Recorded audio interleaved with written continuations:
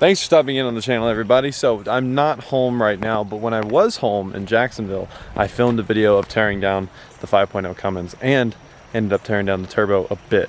So the problem is I didn't accomplish exactly what I wanted to accomplish on it, but we did figure out the main issue. So right now I'm in North Carolina. Me and my friends, we rented a little cabin, an Airbnb. Well, not little, it's actually kind of big, but a ton of us rented a cabin, and we're up here for Miatas at the Gap, which is a event at the Tail of the Dragon, which is like a fun driving road and all that. So we've been enjoying that, but I'm gonna go ahead and transport you guys back to Jacksonville, Florida real quick.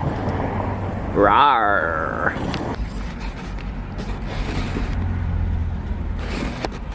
You can flip the screen around into like vlogger mode. See? Look, there.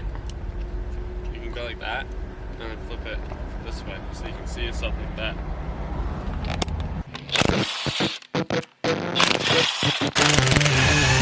First cam out, super rusty compared to the old ones.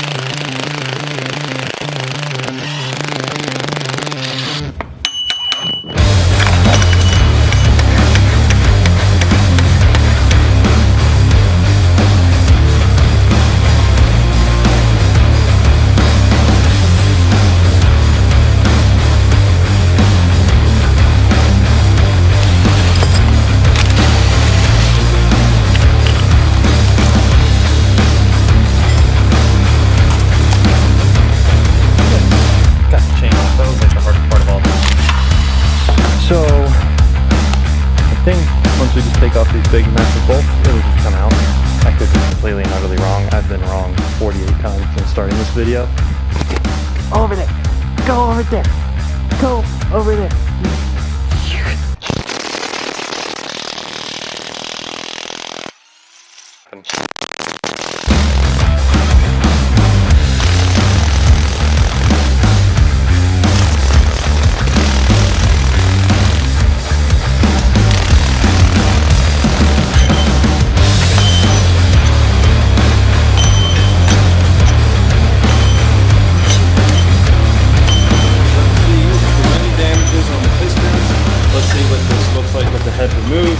Lots of cool stuff here.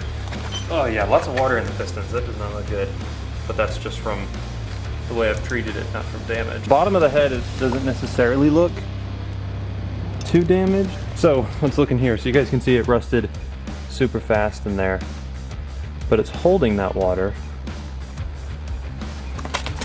So it doesn't actually look like anything is wrong on it.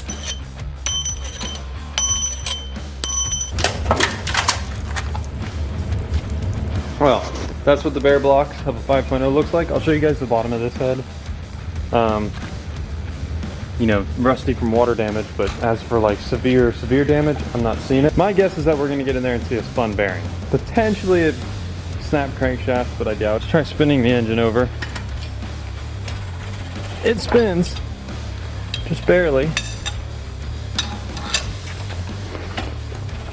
Doesn't spin well because of all the rust. But it does. There was metal shavings in the oil. I lost all fuel pressure when it happened. I mean, it made a ton of crazy thuds, and then the engine literally blew. There was smoke coming out of the air intake. So the engine's blown. I'm not worried about that. I'm not wondering about that. My guess is a spun bearing. So put your guesses down below what you think is going on, because this is kind of weird. And flashback to North Carolina because I want to explain the situation with the engine. So I know what happened with the engine. I don't know the exact evidence of it inside the engine. What I mean by that is that I picked up my intercooler the other day, and when I did, a ton of oil came out of it. Which means that the interior of the turbo that is made to keep oil out of the parts of the turbo that shouldn't have oil was compromised. Therefore sending oil into the intercooler, therefore sending oil into the air intake, therefore sending oil into the engine and blowing the engine. So that's what happened to my engine. We still need to break it down more and figure out if it's a spun bearing or what exactly went wrong. We're in North Carolina. I don't have all my setup that I normally have. So, I need a new turbo. We know that that blew the engine, and I need to tear down the rest of the engine. You see, whenever I filmed that video, I was kind of getting ready for this trip, and Josh had my engine crane. I didn't realize he had my engine crane. I just forgot about it. I was so busy. That caused me to forget. So I didn't have the ability to lift the engine in the air, therefore I didn't have the ability to take off the upper and lower oil pan, therefore not having the ability to tear down the rest of the engine. So the plan is to tear down the rest of the engine and get to a point where we can actually figure out exactly what happened. As of right now, I'm in North Carolina, I can't do that. So sorry this video is a little short. The other thing we need, so what we're gonna do, the other thing we need to do is figure out the turbo, because the turbos are discontinued on that engine and we can't really just order them. So some people can get them from dealers, but they take months and months, and I don't want to wait months and months. So then the other alternative is going aftermarket. Then there's the CFT turbos, which I've heard not very good things about, and also the government's pretty much shutting them down. So the other option is to make our own turbo setup.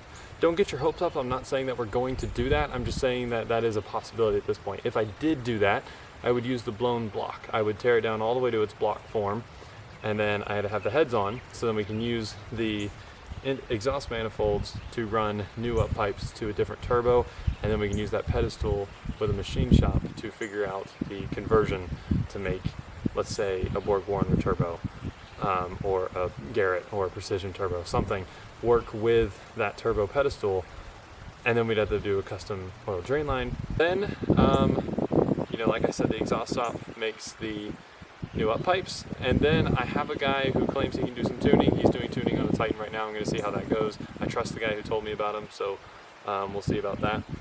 I'm working on it, so I'm being kind of honest with you guys and just showing you the real situation. I don't know what's going to happen, but that I just figured it out a few hours before I left for this trip, so I haven't made any progress on it. But we're going to make another video of tearing down the engine where I'm going to take those oil pans off. I'm going to take the crankshaft out. We're going to figure out what went wrong. We're going to take the pistons out, and then weirdly enough, we're going to put the heads back on.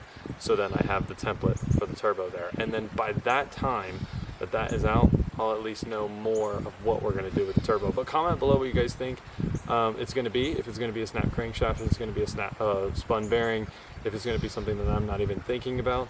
I need to check my wiring harness and see if it's frayed, because that can cause a lot of issues with the engines blowing on these. So yeah, it's kind of a weird position. Hopefully, I think it'd be really cool to do like an aftermarket single turbo kit. So I hope you guys enjoyed it, but I'm sorry guys, that's all I have for you. Next week I'll have more, and we'll have more updates on what we're gonna do with the turbo. Thanks for watching guys. Hit the subscribe button. I'm posting every Friday now, so watch out for Fridays, and I'll see you next Friday.